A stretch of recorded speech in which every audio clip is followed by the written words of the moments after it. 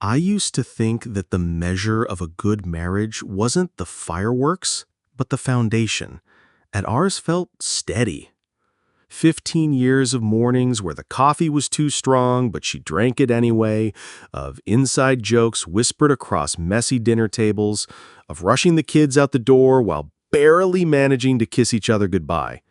It wasn't glamorous, and we weren't one of those couples who posted endless perfect photos online, but I thought what we had was real. She was my partner, my person. We had arguments, sure, about bills, about in-laws, about the thousand tiny stresses that life throws at you, but I always believed those fights were just storms that passed, leaving us stronger on the other side. I thought we were building something that would last forever, a house full of laughter, a love that didn't need to be loud to be true.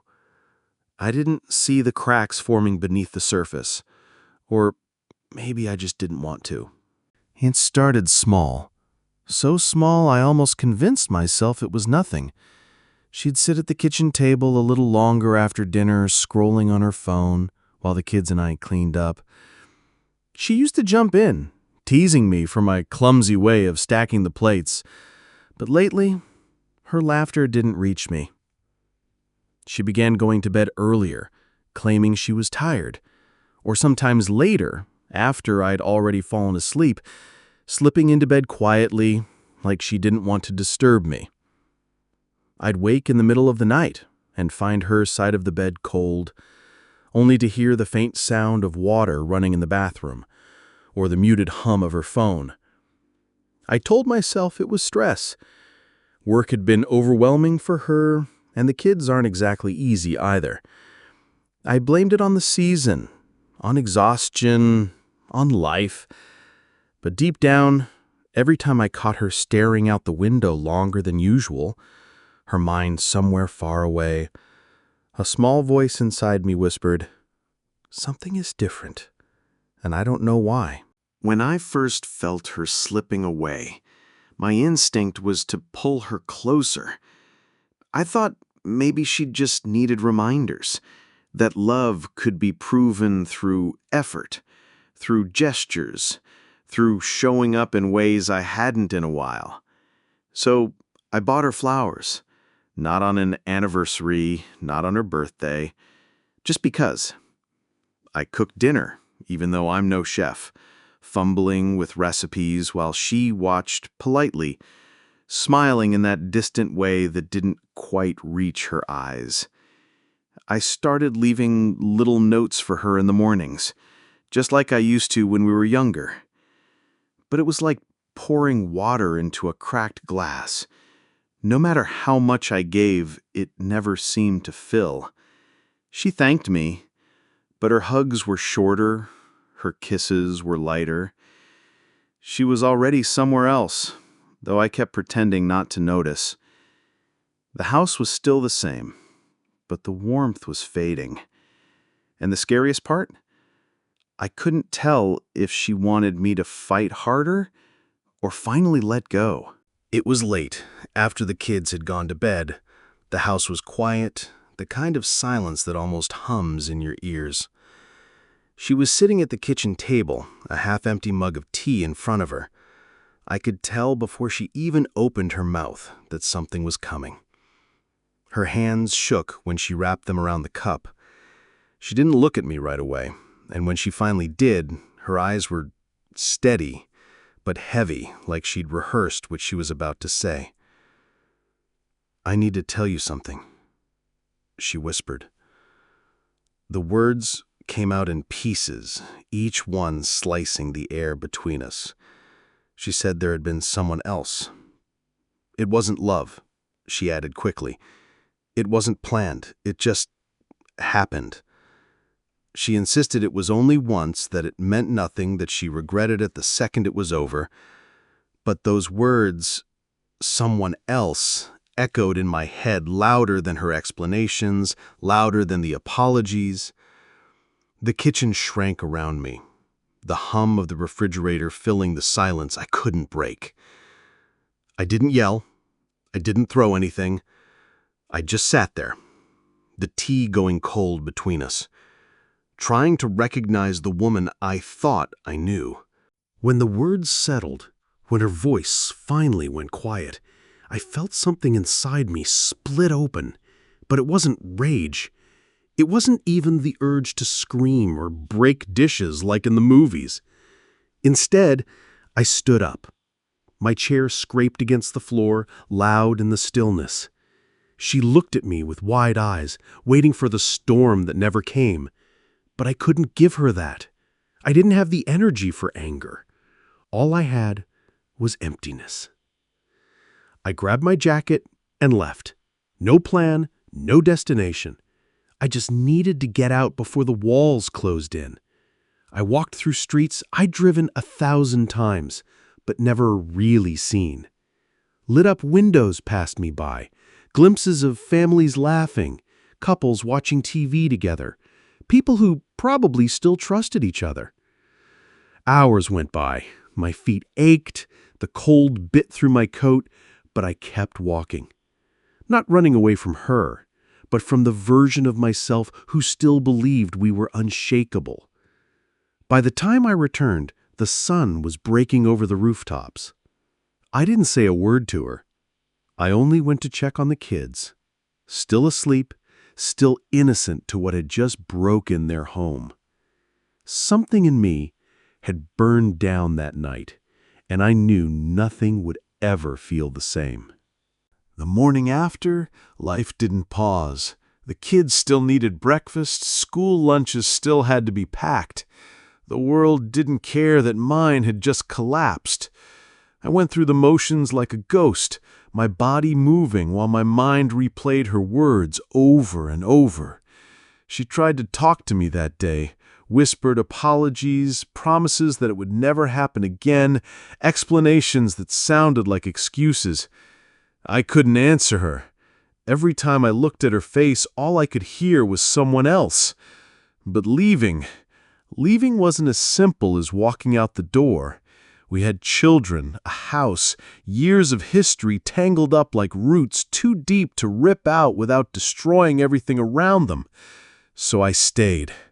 Not because I forgave her, not because I was ready to heal, but because I couldn't bring myself to shatter the kids' world the way she had shattered mine. Days blurred together. We still lived under the same roof, but everything between us had changed. Meals were quieter. Touch was absent. At night, I'd lie awake staring at the ceiling, wondering if staying made me strong, or just a coward too afraid of the fallout. And through it all, I kept asking myself, what's worse, leaving her behind or living beside her like strangers? It's strange how quickly a home can feel foreign. The walls hadn't moved, the furniture was the same, the kids still scattered their toys across the living room floor, but the air between us was heavy, stale, suffocating. We moved around each other like cautious roommates. She kept trying to bridge the gap. Small talk, soft touches on my arm, lingering looks, but every gesture felt hollow, like a performance for my benefit. I couldn't tell if she was trying to win me back or simply patch over the damage long enough for us to pretend we were fine. Nights were the worst. We used to fall asleep tangled together, her hand resting on my chest. Now there was a canyon between us on the mattress. I'd turn my back, pretending to sleep, while she scrolled her phone until her eyes closed. Sometimes in the stillness, I'd hear her muffled sobs, but I couldn't bring myself to reach out. Not anymore. The cruelest part? From the outside, we probably looked like the same family as before. We still went to soccer games, still smiled for pictures at birthday parties. But behind closed doors, I felt like I was living with a stranger, wearing my wife's face. And every day, I asked myself if love could survive this, or if I was just too afraid to admit it was already gone. It happened one evening after the kids went to bed. The silence between us had stretched so long it felt like another presence in the room, a shadow neither of us acknowledged. She sat across from me at the table, fiddling with her wedding ring, turning it round and round as if she was waiting for me to notice. Finally, she said, "I can't keep living like this. We have to decide something." Her voice was steady, but her eyes gave her away, tired, swollen from nights of crying when she thought I was asleep. I felt the pressure build in my chest, a dam threatening to burst. I wanted to yell, to demand answers she had already given, to ask why I wasn't enough. But the words tangled in my throat. Instead, I told her I didn't trust her, that even if she swore it was only once, my mind replayed the image of her with someone else over and over, torturing me like a loop I couldn't escape. She didn't argue. She just nodded, as if she had already rehearsed my response, as if she knew that forgiveness wasn't something I could give. Not yet. Maybe not ever. That night, I realized we were standing at the edge of something we might not come back from. The choice wasn't just about us anymore. It was about whether the life we built for our children would collapse or continue, even if only as a fragile illusion. And for the first time, I admitted to myself, love might not be enough to hold this together. There was a night when I couldn't take it anymore. The house felt like a cage, every corner echoing with memories of what we used to be, now poisoned by what I knew. I packed a bag, nothing dramatic, just enough clothes for a few days. I didn't slam doors or make a scene. I needed out. She saw me at the door, the bag slung over my shoulder. Her face crumpled, and for the first time in weeks, she dropped the calm mask she'd been holding. She begged me not to go. Her voice cracked, her hands shook as she reached for me. She said she knew she had destroyed something sacred, but that she was willing to do anything. Therapy, honesty, rebuilding, brick by brick, if I would only give her the chance. I froze. My instinct screamed at me to walk out, to breathe fresh air without the weight of betrayal pressing against my chest. But then I thought of the kids asleep upstairs, their little worlds still whole because I hadn't yet broken them with the truth. So I set the bag down. I didn't say I forgave her. I didn't even say I'd try. I just stayed. But that night, as I lay awake, staring at the ceiling, one truth settled in me. I hadn't chosen her. I had chosen the children. And that difference would haunt every step we took from then on. Children are sharper than we give them credit for. We thought we were hiding it well. The silences, the distance, the way I avoided her touch. But kids don't need words to know when something is broken. Our oldest asked one night, "Why don't you and Mom laugh anymore?" He said it so casually, like he was asking for a snack, but it hit me like a punch.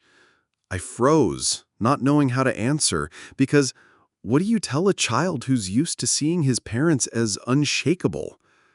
The younger one became clingier, trailing behind me everywhere, even insisting on sleeping in our bed some nights. And though she didn't say it out loud, I could see the fear in her eyes. Fear that her safe little world was about to split in two. We tried to keep up the routine. Soccer practice, homework, birthday cakes, smiles for pictures that would later look convincing to anyone who didn't know better. But the truth had a way of seeping through. They noticed the way we sat on opposite ends of the couch, how I no longer reached for her hand in the car, how good night between us was just a word, not a kiss. And I hated myself most in those moments, because while she was the one who betrayed us, it was me who couldn't keep the cracks from spreading to them. It was her idea. She said if there was even a sliver of a chance to fix us, we owed it to the kids, and maybe to ourselves, to try. I wasn't convinced. Part of me felt like dragging our pain into some stranger's office would only prove how broken we were. But I agreed, because saying no would have felt like admitting out loud that it was already over. The sessions were awkward at first. Two people sitting on opposite couches, with a therapist trying to translate the silences into something useful.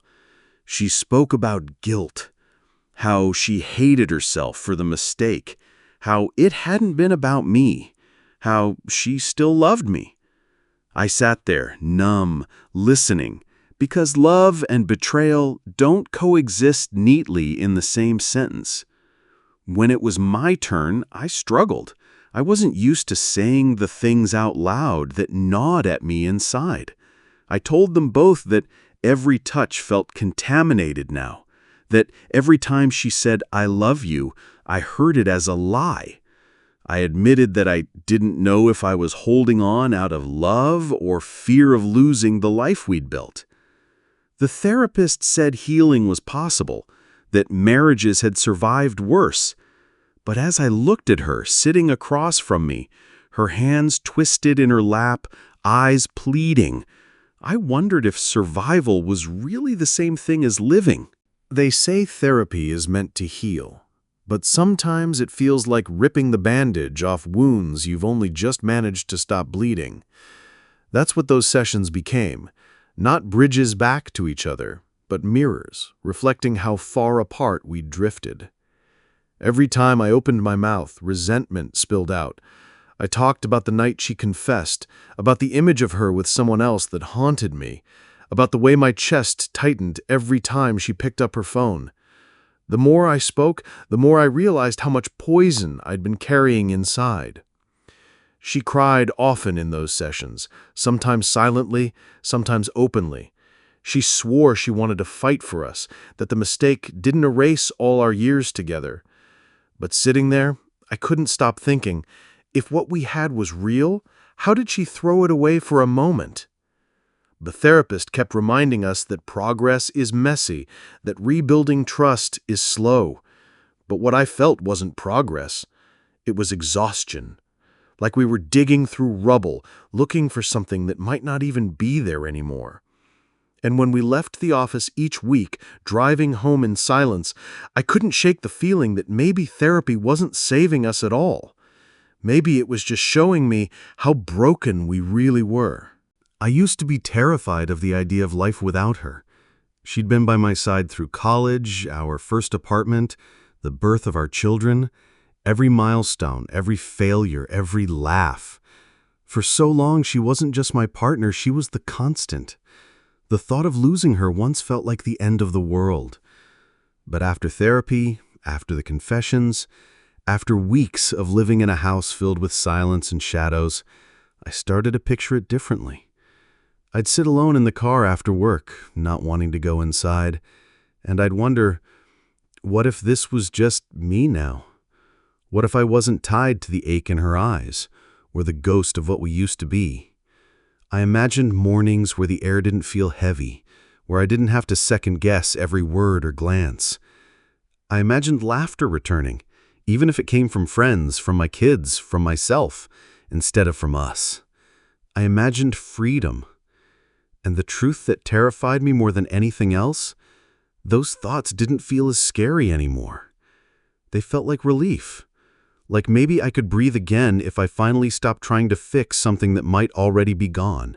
For months, she had been the one reaching out, asking for talks, suggesting therapy, trying to close the space between us. But one evening, I noticed something had shifted. She wasn't pushing anymore. We sat on opposite ends of the couch, the TV flickering in the background, and she didn't try to touch my hand. She didn't ask me how I was feeling or suggest we work on us. Instead, she just stared straight ahead, her face calm, in a way that scared me more than her tears ever had. Later that night, she told me she was tired. Not the kind of tired that sleep could fix, but tired of fighting for someone who couldn't meet her halfway. She said she still loved me, but maybe love wasn't enough if trust was gone. Her voice was quiet, steady, like she'd finally accepted what I had been circling around for weeks. We might not make it. For the first time since her confession, I saw it in her eyes. The same thoughts that had been haunting me. She was imagining a life without me. And in that moment, I realized maybe neither of us had the strength to keep pretending anymore. It didn't end with fireworks or shouting or broken dishes. It ended quietly. A conversation at the kitchen table, the same place where she had first confessed, the same place where so much of our life had been planned and lived. We agreed it was over. Not because we hated each other, but because the trust that once anchored us had eroded beyond repair. We promised the kids would always come first, that birthdays and graduations would still be filled with love, even if not the kind they'd grown up expecting. She moved into her sister's place a few weeks later. I stayed in the house with the kids, trying to make it feel like home again. The first night without her, the silence was deafening, but it was different this time. Not heavy with tension, but hollow, waiting to be filled with something new. I won't pretend I walked away unscarred. Some nights I still wake up and reach for her out of habit, only to find the space cold. Sometimes I miss the woman she used to be, or maybe the man I used to be when I loved her without doubt. But I also know this: I survived. I'm learning to cook without burning everything. I'm laughing with my kids again, not pretending for their sake, but actually laughing. And I'm beginning, slowly, to find myself outside of us. We weren't perfect, we weren't forever, but we were real. And maybe that's enough to carry with me into whatever comes next.